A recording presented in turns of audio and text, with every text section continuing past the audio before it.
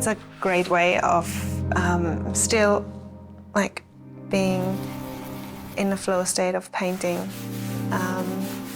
and you can get certain colors out, and you're still using the color palette you have prepared. So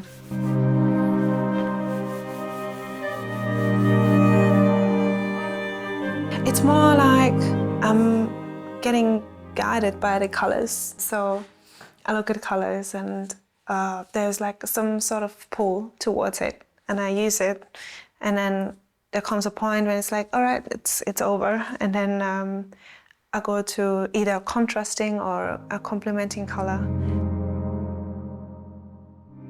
My name is Freiseinsen, and I'm from Austria, and I'm an artist, so I paint and sculpt. I work with clay as well, but most likely I do paintings in a large scale and abstract. I started 6 years ago. I've been drawing, painting, all sorts since I'm a child. I started with my dad on the weekends, and then I just, after school, I went home, and yeah, I never played any video games. I just drew and painted. No art school in that way, so I haven't been studying. I took some workshops and art classes with particular artists I really like, which I wanted to learn from. But yeah, I didn't go to university. I studied interior design when I moved here. Yeah, I really enjoyed it, but soon after I knew I have to paint. I have to be an artist. Yeah. I've done some nice collaborations with other artists. Recently we've done a group exhibition, and we're working on a piece together. So that was something new. But it was very interesting because you kind of have to let the others do their work, and then you come with your input. And it's kind of, you don't want to destroy theirs, but you still have to make a mark. So that was interesting to also let go of your work and don't be afraid to let everyone have a say in it. But I just love working with other artists, photographers, and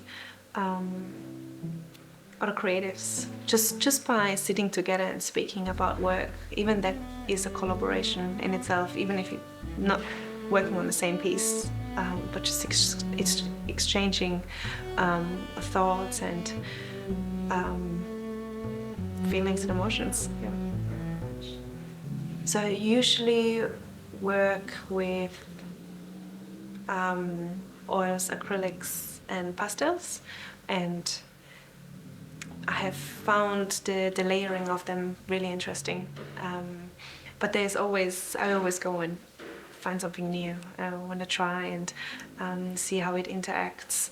But I have a base of materials, and I usually get feedback from my clients, and I always find it interesting what sparks their interest, or what sort of emotions come up when they look at the artwork. Because when I create, it's quite intuitive, and it comes from a subconsciousness where someone else looks at it and it comes into a consciousness, and so there I can identify what is actually the piece, when you go and look at it after, and also see it from a different perspective. And yeah, I feel what emotion arises in someone else, that's the interesting part for me. I'm constantly inspired when I go and look out in nature, and the most inspiring thing for me is to travel and to go to new places. That's where all my senses are activated, and also what comes with travel is going to museums and galleries and discovering new artists, and yeah, just being open to what's new. Yeah. So if I'm in the studio, I'm working on several pieces. It really helps me to not getting too dense.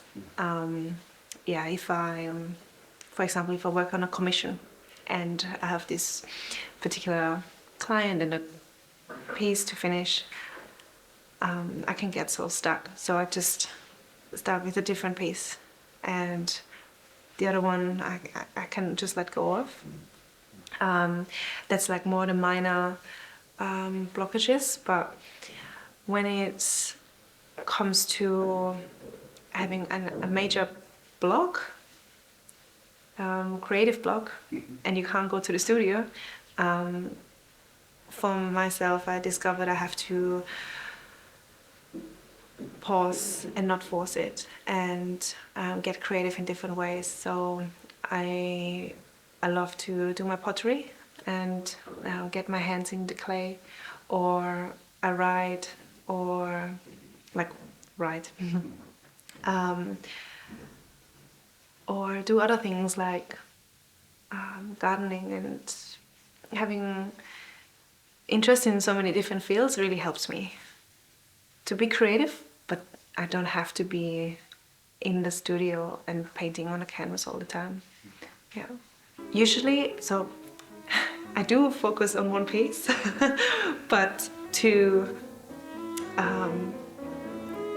get that tension of it, I like to go to another one, and then I still have to go back to the main one because I have to finish off pieces, but it's, yeah, just to have other options there. Yeah. One of the challenging projects was a mural I've done, a large one, and that was that's like a 10-meter wall, and I've never done murals before, but I just try to find, like, cut it into different steps, and it was such a large scale, but I was like, you know what, if I can paint on a canvas, I can do it on the wall as well. It's the same principles. But what comes with it is the physical aspect. You have to be on a scaffold and use different paints. So yeah, what helped me was give myself the time and also to do the proper research. And there's also other people involved, and there's a different budget. So it's, yeah, it was a great insight into different practice. Yeah, but I enjoyed it. Like afterwards, once you're finished with it, you're like, okay, that's a tick. You know, these big things, they might look like a great achievement, but what I feel more challenging is the daily, when you have to go in the studio and you have days it doesn't flow easily, and you still find you kind of make yourself a space where you can tap into it, and you create this workflow. I feel that is often more challenging than the big jobs, so the dailies. I do have some favorite artists, and obviously the big ones you learn from, Monet and Picasso and all of, like, they all have, they stored in the back, but I do love listening to other artists, established artists, and it's maybe not so much about their style, it's more of how they approach the practice and overcome hurdles, because we can all relate to it. So yeah, for me, art is it's kind of a spiritual practice. So the more I can learn about life, the more it helps with the art. I think it's the piece I have in my house, because that's the only piece I can't sell. And you know, this was one of the first pieces I've painted on a really large scale, and I've figured out this was kind of the moment of like, okay, I can do this. I can be an artist. You know, at the beginning, it's always a bit. It's like, oh, just do it as a hobby and all of it. But when I started painting this series, it felt more legit. So I think that piece holds a lot of trust and understanding and discovery in it. Yeah. I feel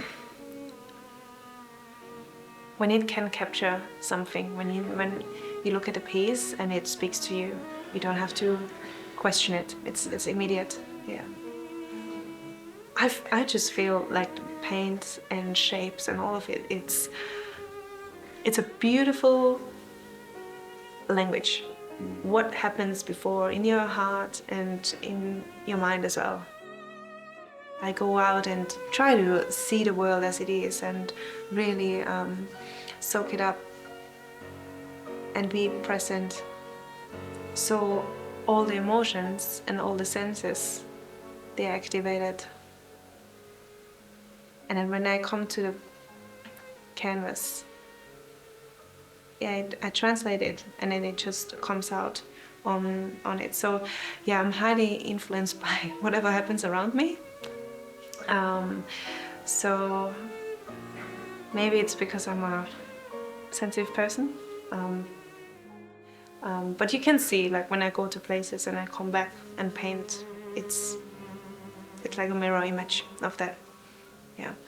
And that's also, you know what,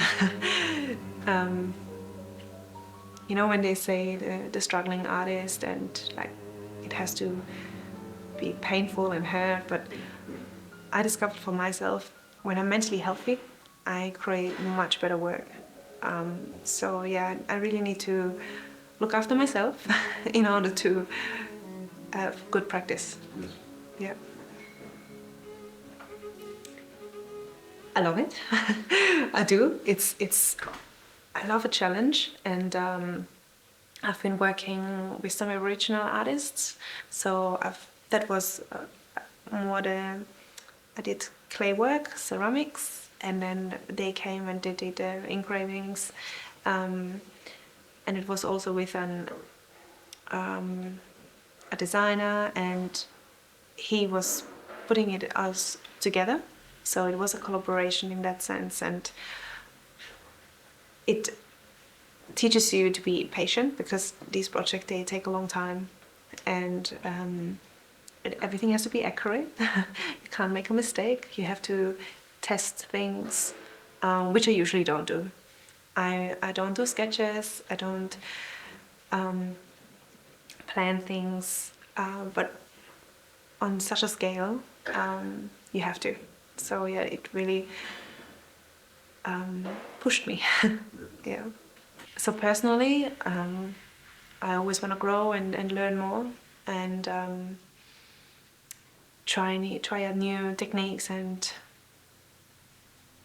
yeah, discover what happens on the canvas. But I really felt drawn to maybe not teaching, but allowing others to be creative. I've seen that so many,